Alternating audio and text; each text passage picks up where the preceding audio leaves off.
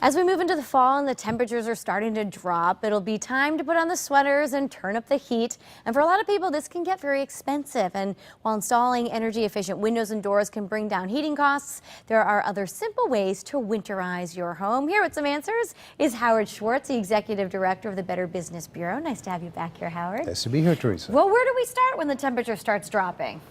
We start by plugging holes and looking at some of the things that are not so expensive to winterize. So things like changing your air filter, cleaning the ridge vents. What is the ridge vent? Where is the ridge vent? The ridge vents are up near the gutters. Okay. And you want your house to be able to breathe, so that's something you want to do.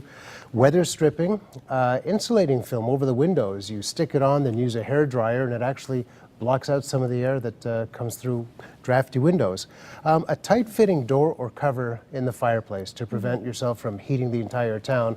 Well, that's true. It goes right up the chimney there. It does. Okay. So these are not really big-ticket items, but there are some things we can do. For example, comparing electricity prices at energizect.com, and I think we'll be giving that website out again. You can compare wholesalers, their prices, and lock into a good price for the upcoming months before the demand rises, and so do the prices. It does the work for you? It does the comparing? You do the comparing. It is in order of price and who's the least expensive. That's pretty good. And unlike last year when we had all those people who were getting surprised with increases and not being told about it, the legislature has put in restrictions preventing them from giving you a low introductory price and then nailing you with a large charge without telling you. Right. And finally, home heating oil. If you can afford to buy it in advance, get a couple of $100s, and again, you're locking into a price that won't be subject to market fluctuations.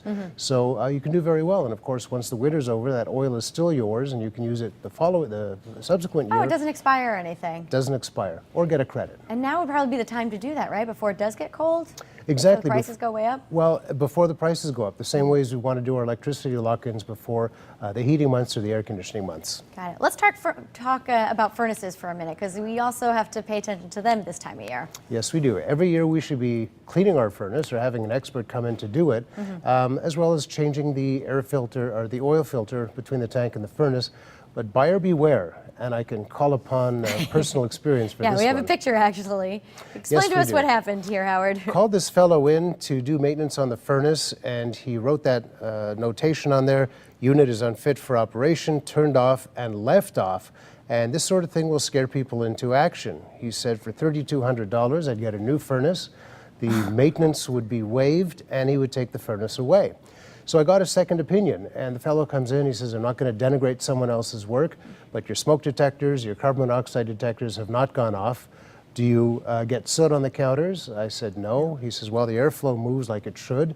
Do you get teary eyes? And no. Do you get headaches? I said, yeah, when someone comes in and says, I got to spend $3,200. Yeah, I'd say, does he know who he's messing with there? Actually, no, and that was a good thing. I guess not, right? So I think the upshot was, this year I had the second opinion fellow come in. Thank goodness. And he said, the guy didn't even do maintenance last year. He may have turned on the vacuum cleaner, but it's not clean, and there was a half-inch of sludge and an oily rag in the furnace. Wow. So be careful. So pay attention, get the second opinion, obviously. Very much so. And also a good time of the year, just to, as a reminder really, the smoke detectors, carbon monoxide detectors in your home. Right, typically we'll do that when we when we move the clocks forward or back, but it's a good opportunity to not only make sure the batteries are good, but they have a limited lifespan, 10 years.